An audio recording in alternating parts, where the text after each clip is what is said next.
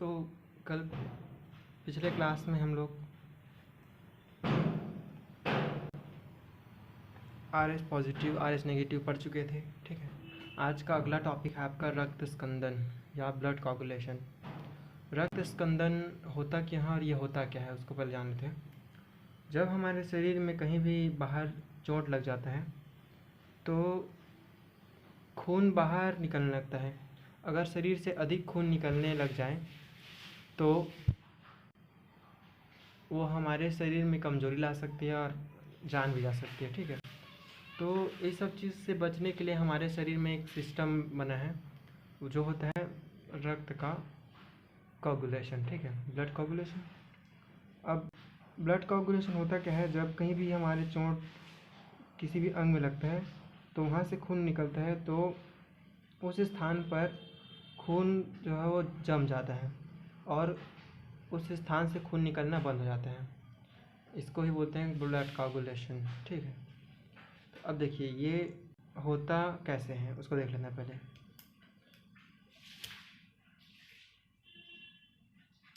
रक्त स्कंदन के लिए कौन से ब्लड के कौन से कण जिम्मेदार हैं?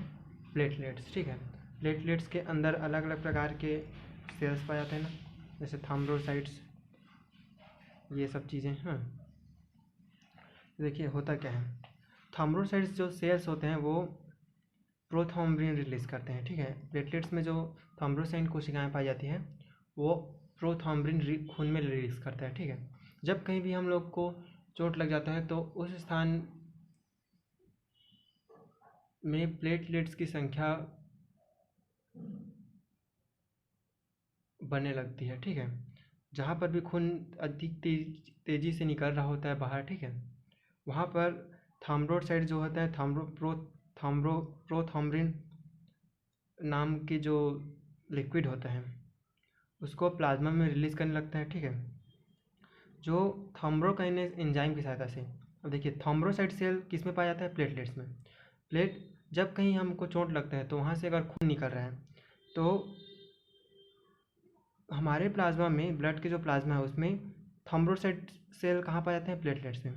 प्लेटलेट्स में थ्रोम्बोसाइट सेल जब पाए जाते हैं, थ्रोम्बोसाइट निकालता है प्रोथ्रोम्बिन। ठीक है, प्रोथ्रोम्बिन रिलीज़ करता है। ठीक है, अब ये प्रोथ्रोम्बिन जो रिलीज़ हो रहा है, वो प्लाज्मा में है। अब प्रोथ्रोम्बिन जब रिलीज़ होता है तो उस पर एक एंजाइम कार्य करने लगता है, वो होता है थ्रोम्बोकाइनेस एंजाइम। ये एंजाइम प्रोथ्रोम्बिन के साथ रिएक्शन करके उसको थ्रोम्बिन में कन्वर्ट कर देता है। प्रोथ्रोम्बिन एक डीएक्टिव फेज है किसका? इस थ्रोम्बिन का। ठीक है, तो थ्रोम्बिन को एक्टिव कौन कर देता है? थ्रोम्बोकाइनेस। थ्रोम्बोकाइनेस जो होता है वो थ्रोम्बिन को एक्टिव कर देता है। ठीक है, प्लाज्मा में। अब ये जो थ्रोम्बिन होता है वो हमारे प्लाज्मा में, आपको एक प्रोटीन पढ़ाया था ना कि क्या प्रोटीन पाया जाता है? Fibrinogen protein. यहाँ पढ़ाया था मैंने कि जो फाइब्रिनोजन प्रोटीन होता है वो प्लाज्मा में पाया जाता है और थक्का जमाने में मदद करता है। ठीक है, तो जो थ्रोम्बिन बन चुका है, प्रोथ्रोम्बिन से थ्रोम्बिन बन चुका है थ्रोम्बोकाइनेस एंजाइम की सहायता से, तो उसके साथ फाइब्रिनोजन रिएक्शन करता है किसके प्रेजेंस में? कैल्शियम आयन के प्रेजेंस में। अगर वो उपस्थित है कैल्शियम आयन तो ये दोनों रिएक्ट कर देता है। ठीक है, और इन दोनों के रिएक्ट करने से फाइब्रिन की एक जाल बनती है। फाइब्रिन की, फाइबर वाला समझ गए?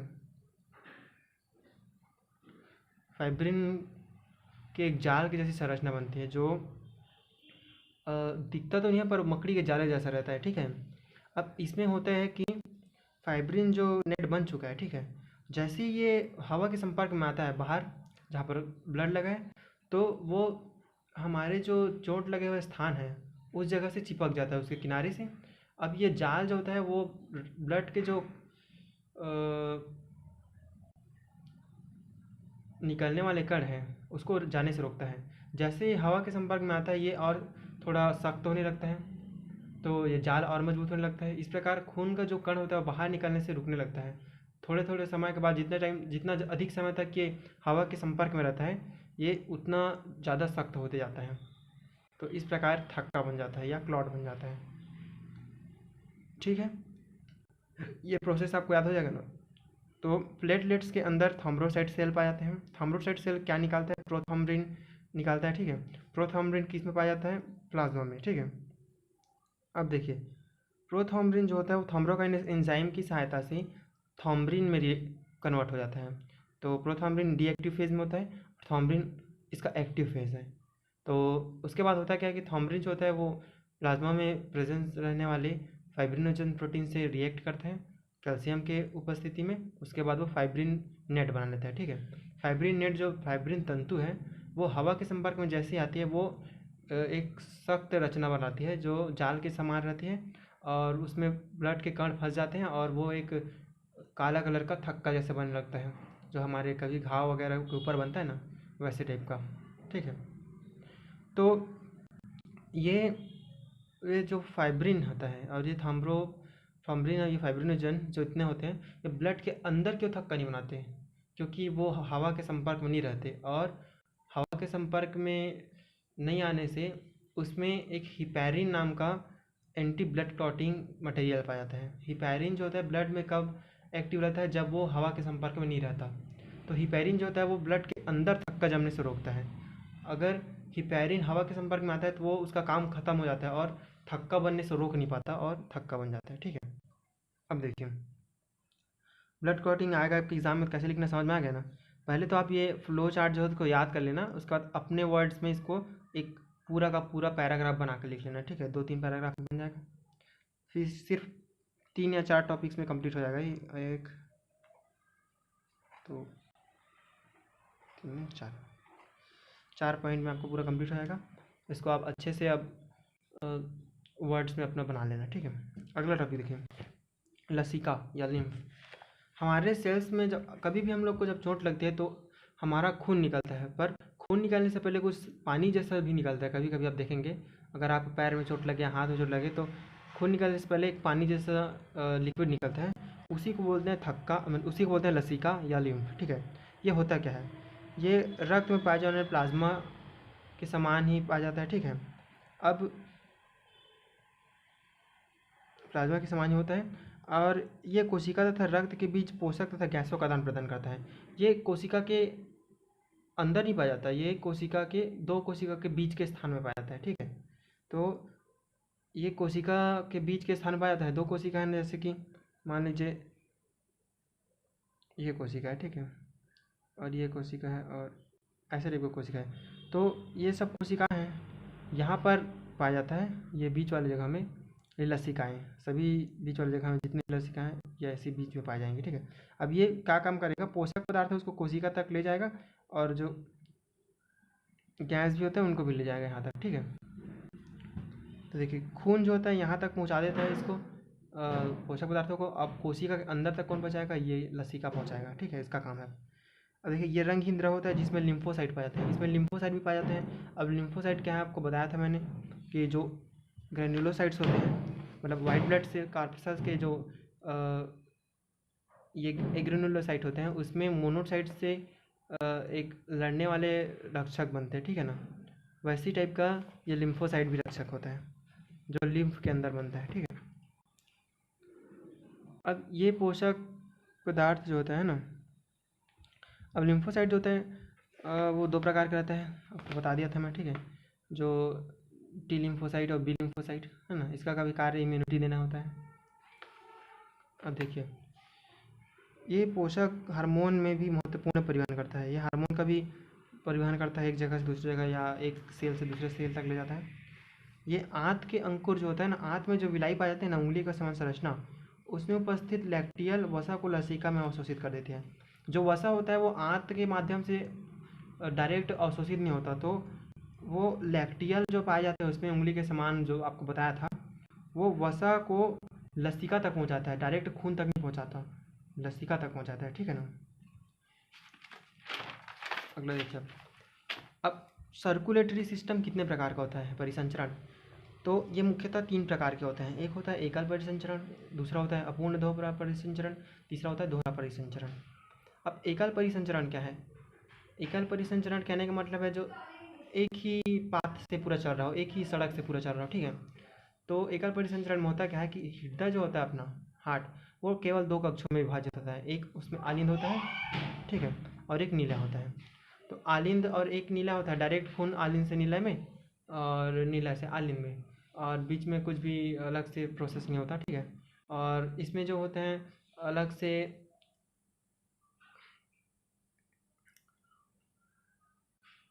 ज़्यादा सिस्टम उसमें व्यवस्थित नहीं होता, ठीक है। ये मछलियों में पाया जाता है। अब देखिए, अपूर्ण दोहरा परिसंचरण किसको बोलते हैं? ऐसा परिसंचरण जिसमें आलिंद तो दो होते हैं पर एक ही नीला होता है, तो उसको बोलते हैं अपूर्ण दोहरा परिसंचरण। तो जितने भी मछली पाए जाते हैं, ज़्यादातर मछलियों में हृदय कितने कक्षों से मिलकर बना होगा? 2 कक्ष से, ठीक है। इसलिए इसमें एकल परिसंचरण।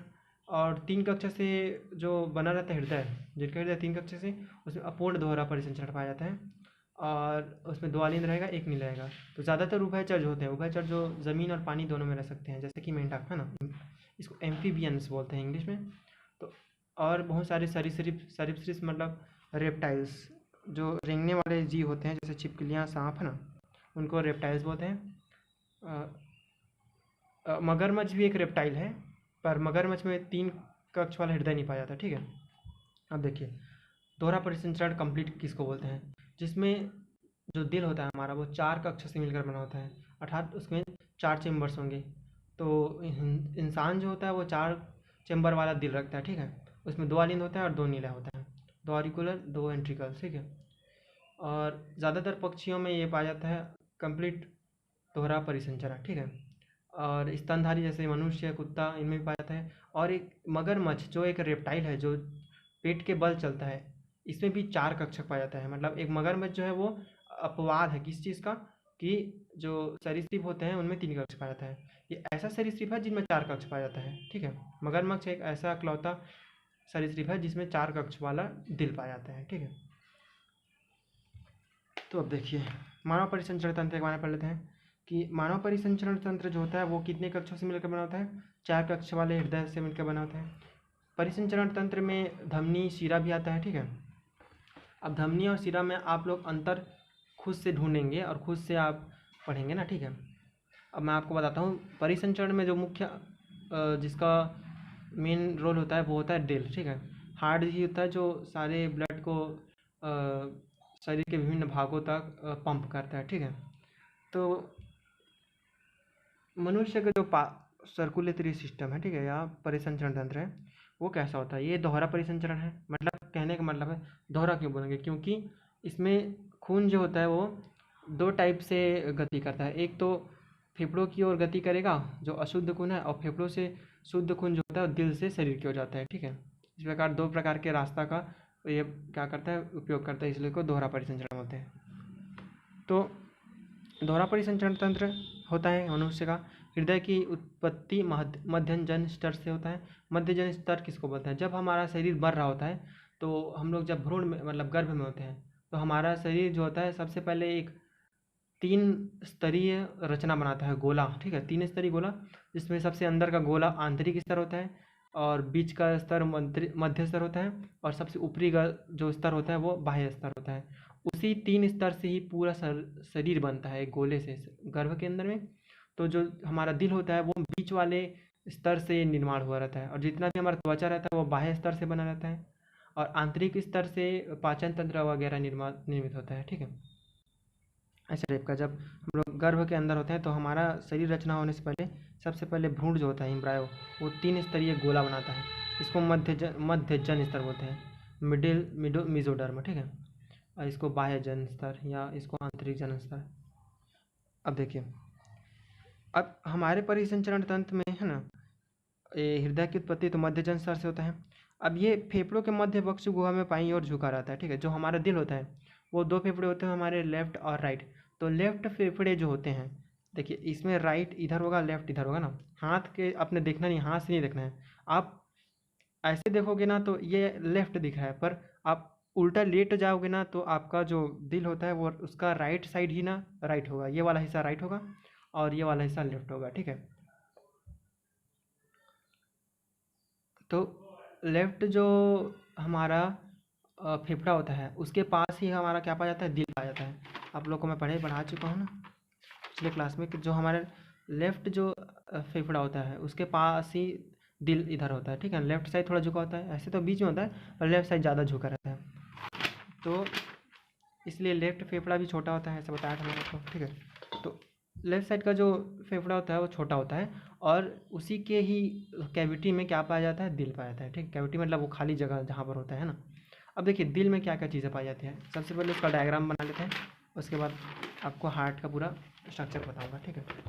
तो इसको आप ध्यान से देखिएगा, दिल कैसे बनता है। सबसे पहले पेड़ की दो टहनियाँ बना लेते हैं, ठीक है। ऊपर वाली टहनियाँ पतली होती है और नीचे वाली टहनी मोटी होती है, ठीक है। ये मेन तना है। अब होता क्या है, उसके पश्चात इसको ऐसे घुमा के ऐसे लाना होता है, ठीक है।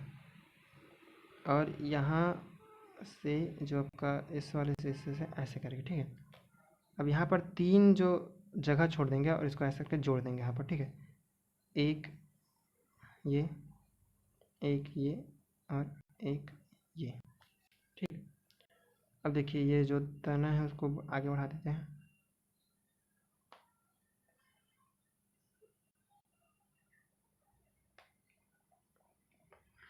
ठीक। अब देखिए यहाँ से एक दीवार होते हैं यहाँ पर,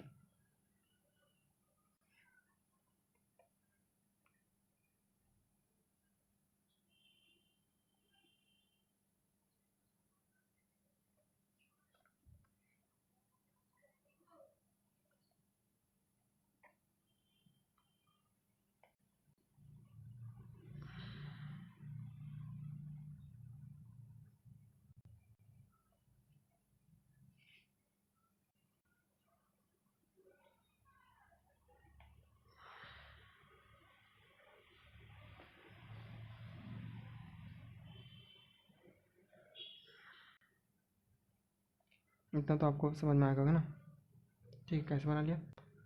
अब देखिए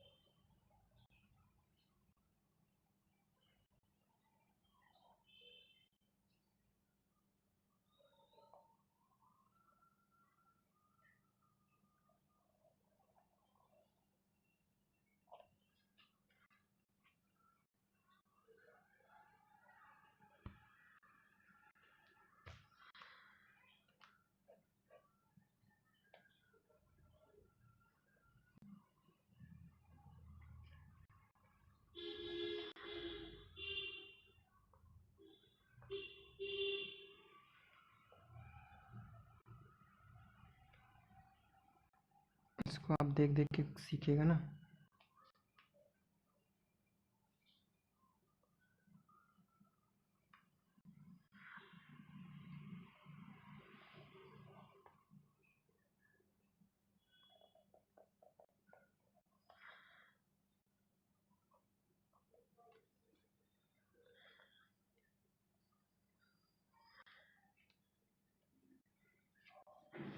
अब देखिए इस प्रकार का कुछ हमारा हृदय का संरचना होता है।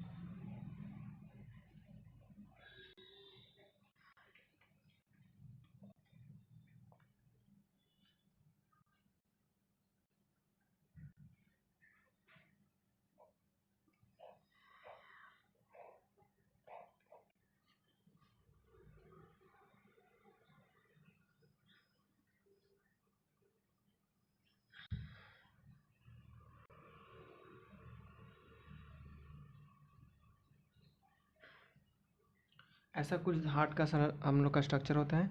इसमें अब देखिए, ये वाला हिस्सा राइट होगा, ये वाला हिस्सा लेफ्ट होगा, ठीक है। इसको बोलते हैं आलिन, ठीक है। ऊपर के दोनों जो चेम्बर हैं, टोटल 4 चेम्बर होंगे। पहला चेम्बर ये है, ये दूसरा चेम्बर है, ये तीसरा चेम्बर है आपका, और ये चौथा चेम्बर, ठीक है। ये दोनों ऊपर के जो छोटे वाले हैं ये आलिन कहलाते हैं, ऊपर में 2 चेम्बर रहते हैं, ठीक है। और जो नीचे होते हैं वो नीला कहलाते हैं, ठीक है। ऑरिकल और वेंट्रिकल। अब देखिए, और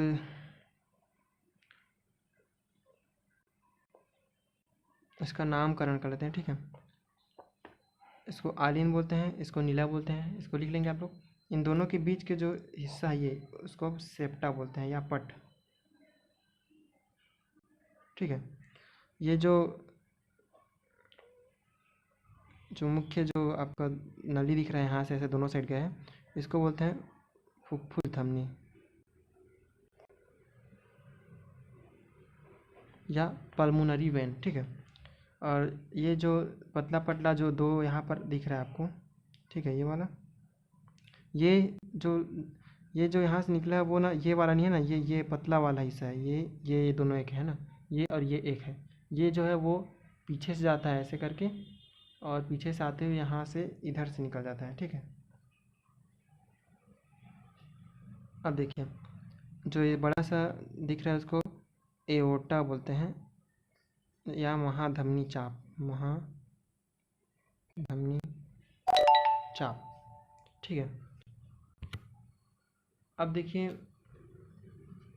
ये जो ऊपर जो बड़ा सा नली दिख रहा है इसको अग्र महाशिरा बोलते हैं, अग्र महाशिरा। इसको बोलते हैं पश्च महाशिरा। इसको सुपीरियर वेना कावा, इसको इंफीरियर वेना कावा, ठीक है। अब देखिए, ये तो फुफ्फुस धमनी है, ये वाला और ये वाला, ठीक है, फुफ्फुस धमनी। और ये पतले पतले जो दिख रहा है उसको फुफ्फुस सीरा बोलते हैं,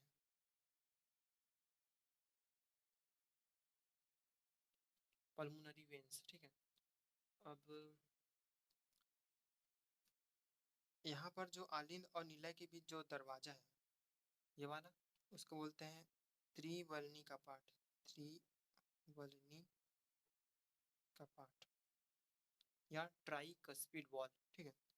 और जो ये आपका जो फुफ्फुस धमनी है और जो नीला है, जो तीसरा वाला चेम्बर नीला है, उसके जो बीच में आपको एक चांद जैसे एक दरवाजा दिख रहा है, ये वाला, ये चांद जैसा दीवार दरवाजा दिख रहा है, उसको अर्धचंद्राकार कपाट बोलते हैं, ठीक है।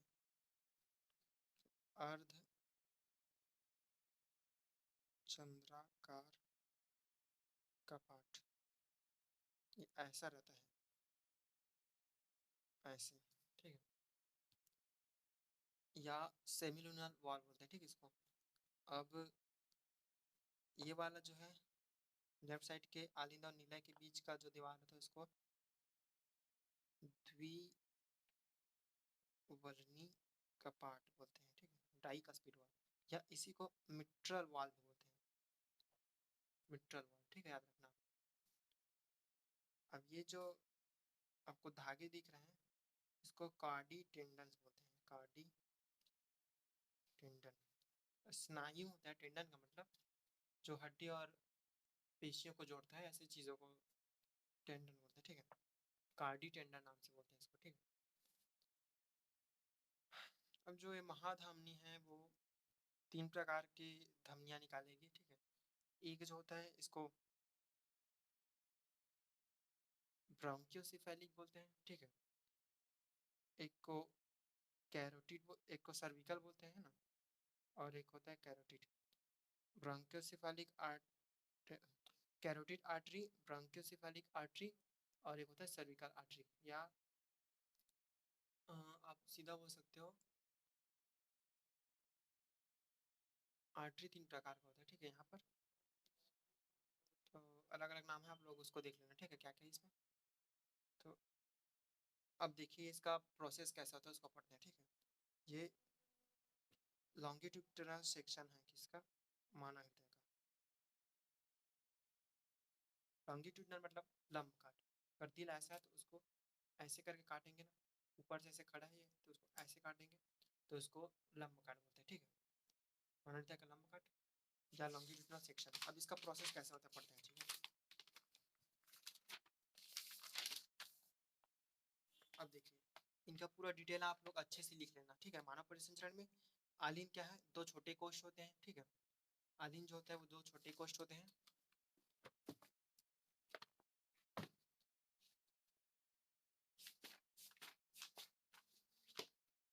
आलिन जो होता है वो दो ऊपर के दो छोटे कोष्ठ होते हैं, ये वाला कोष्ठ और ये वाला कोष्ठ, ठीक है। ये वाला हिस्सा जिसमें राइट वाला जो हिस्सा होता है, राइट वाला जो कोष्ठ होता है, राइट वाला वो महाशिरा से जुड़ा रहता है। और लेफ्ट वाला जो कोष्ठ होता है वो किससे जुड़ा रहता है आपके, हाँ, ये जुड़ा रहता है पल्मोनरी शिराओं से, ठीक है, या फुफ्फुस शिराओं से। अब देखिए आपकी ये प्रोसेस कैसे करता है हार्ट, उसको देख लेते हैं, ठीक है। अब ये दूसरी चीज़ है नीला, इसमें दो बड़े कोष्ठ हैं। तो आलिन छोटा होता है, नीला बड़ा होता है। तो नीला का दीवार जो होता है मोटा होता है, दिख रहा है ना आपको। आलिन का दीवार पतला है, देखो ये दीवार है उसका पतला दिख रहा है ना। और नीला का जो दीवार होता है मोटा है ना, ये दोनों दीवार देखो, ठीक है। तो ये बड़े कोष्ठ होते हैं इसलिए दीवार मोटा होता है, ठीक है। अब देखिए राइट वाला जो नीला होता है वो फुफ्फुस धमनी से जुड़ा रहता है, पल्मोनरी वेन से। और लेफ्ट वाला जो सिरा होता है वो महाधमनी से जुड़ा होता है, ठीक है। देखिए फुफ्फुस धमनी और फुफ्फुस सिरा कार्य क्या है इसका, देखिए वो आप धीरे धीरे करके जानोगे, ठीक है। आप प्रोसेस पढ़ाऊंगा तो इसके बारे में। महाशिरा क्या होता है, जो शरीर से जितने भी अनऑक्सीडाइज जो ब्लड होते हैं या अनारोबिक जो ब्लड जिसमें ऑक्सीजन कम होता है, ऐसे ब्लड को अशुद्ध रक्त बोलते हैं, ठीक है। उसको इकट्ठा करता है पूरे शरीर से। ऊपर वाला हिस्सा, ऊपर वाला सिरा ऊपर से लाएगा शरीर के, मतलब दिल हमारा कहाँ पर होता है, सीने पर। तो सीने से ऊपर का हिस्सा वाला जो अशुद्ध रक्त है उसको ऊपर वाला महाशिरा लाएगा, और नीचे वाला जो हिस्सा होता है उसको नीचे वाला हिस्सा लाएगा, ठीक है। अब देखिए ये कार्य कैसे करता है। इसमें दो प्रकार के एक इलेक्ट्रिकल नोड्स पाए जाते हैं, या आलिंद मतलब गांठ पाया जाता है। एक को बोलते हैं एसे नोड या कोटरा आलिंद गांठ, इसको साइनो ऑरिकुलर नोड भी बोलते हैं, ठीक है। तो ये जो साइनो ऑरिकुलर जो नोड होता है वो दाएं आलिंद के दाएं दीवार पर चिपका होता है। और ये ही पूरे दिल की गति को इसी से द्वारा मेन कंट्रोल होता है, इसलिए इसको पेस मेकर बोलते हैं। पेस मतलब गति, मेकर मतलब बनाने वाला, ठीक है। तो गति को कौन मेनली कंट्रोल करता है, S A node. S A node कहाँ पर पाया जाता है, आपके दाएं आलिंद के दाएं दीवार पर, ये दिख रहा है आपको, कोटरा आलिंद साइनो ऑरिकुलर नोड या साइनो ऑरिकुलर नोड या कोटरा आलिंद गांठ, ठीक है। अब देखिए इसमें एक और नोड होता है, इसको एवी नोड बोलते हैं। ये एवी नोड कहाँ पर पाया जाता है आपके, जो एवी नोड होता है वो आपका पाया जाता है दाहिना जो आलिंद होता है, ठीक है ना, दाहिना आलिंद के नीचे कोने पर आलिंद नीला पट के पास, जहाँ पर आलिंद और नीला एक साथ मिल रहे हैं ना, देखिए है ना, आलिंद और नीला। ये देखिए यहाँ ये आलिंद है और ये नीला है, ठीक है ना। दाहिना आलिंद और दाहिना नीला जहाँ पर मिल रहे होते हैं आलिंद व नीला के संधि पर, वहाँ पर क्या पाया जाता है आपका, ये दूसरा वाला नोट ए बी नोट। इसको बोलते हैं अट्रियोवेंट्रिकुलर नोड, या क्या बोलते हैं इसको हिंदी में, आलिंद नीला नहीं, आलिंद नीला गांठ, अट्रियोवेंट्रिकुलर नोड, ठीक है। अब देखिए ये हो गया आपका पूरा इसका डिटेलिंग। फुफ्फुस धमनी क्या होता है, फुफ्फुस धमनी का कार्य क्या होता है उसको आप लिखना, फुफ्फुस शिरा कार्य क्या होता है वो लिखना। जब मैं पढ़ाऊंगा प्रोसेस तो आपको समझ में आ जाएगा, ठीक है। उसको आप लोग नोट कर लीजिएगा इसमें साइड में। तो देखिए प्रोसेस कैसा होता है बता रहा हूँ आपको, देखिए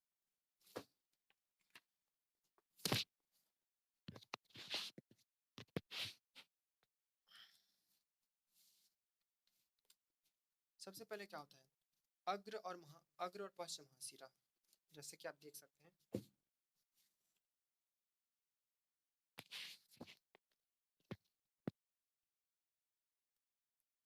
जो अग्र और पश्च महाशिरा होता है, ठीक है, ये अग्र महाशिरा है या पश्च महाशिरा। दोनों अग्र महाशिरा और पश्च महाशिरा से रक्त जो होता है,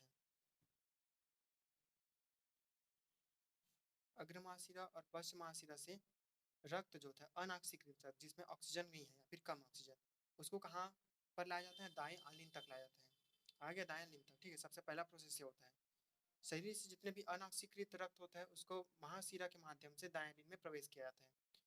तो जब ये रक्त दाएं रीढ़ में प्रवेश कर जाता है तो इसमें बहुत सारा रक्त भर जाता होगा, ठीक है। तो एस ए नोड एक्टिव हो जाता है, एस ए नोड एक्टिव हो जाता है, ये वाला नोड। और इसमें एक इलेक्ट्रिकल इम्पल्स जनरेट होता है, मतलब विद्युत आवेग बनता है, ठीक है। जो ऊपर के जो दोनों हिस्सा है, दोनों अलिंद है, ये वाला अलिंद और ये वाला अलिंद, ये वाला अलिंद और ये वाला अलिंद, उसको संकुचित करने के लिए, संकुचित मतलब सिकुड़ने के लिए, एक इसके जो मसल्स होते हैं बाहर की दीवार के मसल्स में, उसमें एक इलेक्ट्रिकल इम्पल्स भेजता है जो उसको क्या कर दे, दबा दे, ठीक है। अब जैसे ही इलेक्ट्रिकल इम्पल्स पूरे आलिंद की दीवार पर फैलता है, आलिंद जो होता है सिकुड़ जाता है, जिससे कि क्या होता है, आलिंद में प्रकुंचन या आलिंद का सिकुड़ना हो जाता है। इस प्रकुंचन को सिस्टोल बोलते हैं, ठीक है, क्या बोलते हैं, सिस्टोल। तो आलिंद प्रकुंचन से क्या होता है कि जो ये जैसी चिपका, ठीक है, ये वाला हिस्सा, यहाँ पर जो आपके त्रिवर्णी कपाट है जो आलिंद और नीलय के बीच, वो खुल जाता है, ठीक है। और इधर से ये द्विवर्णी कपाट भी खुल जाता है क्योंकि ये जोर से दबा है, ठीक है। तो अब जो रक्त होता है वो तेजी से किस मारने लगता है, इस वाली नीलय में, और ये इस वाली नीलय में, ठीक है। मतलब अशुद्ध रक्त तो जहाँ इकट्ठा है वो इस वाली नीलय में आ जाता है, और यहाँ पर जो होता है वो फुफ्फुस शिराओं के माध्यम से शुद्ध रक्त आया होता है। क्योंकि ये फुफ्फुस शिराओं का कार्य क्या होता है, फेफड़ों से रक्त को दिल तक लाना, दिल के बाएं अलिंद तक लाना, ठीक है। अब देखिए, जैसे ही जो फुफ्फुस शिरा का कार्य पता चल गया आपको, शुद्ध रक्त जो फेफड़ों में बनता है उसको बाएं अलिंद तक लाता है, ठीक है। अब देखिए, जैसे ही संकुचित होगा ये, इसमें नीलय में चला जाएगा रक्त। अब देखिए, नीलय में जब चला गया रक्त, तो अब ये जो ऐसे नोड से जो इलेक्ट्रिकल जो इम्पल्स जनरेट हुआ था वो एवी नोड तक आ जाएगा, यहाँ तक, इसके दीवार से होते हुए, ठीक है। अब यहाँ से एक ट्रांसफार्मर जैसा काम करता है, ठीक है, ये और ये दोनों। तो यहाँ से एक नया जो इसके द्वारा जनरेट किया गया है जो इम्पल्स, वो ये इसको रिसीव करेगा, ठीक है।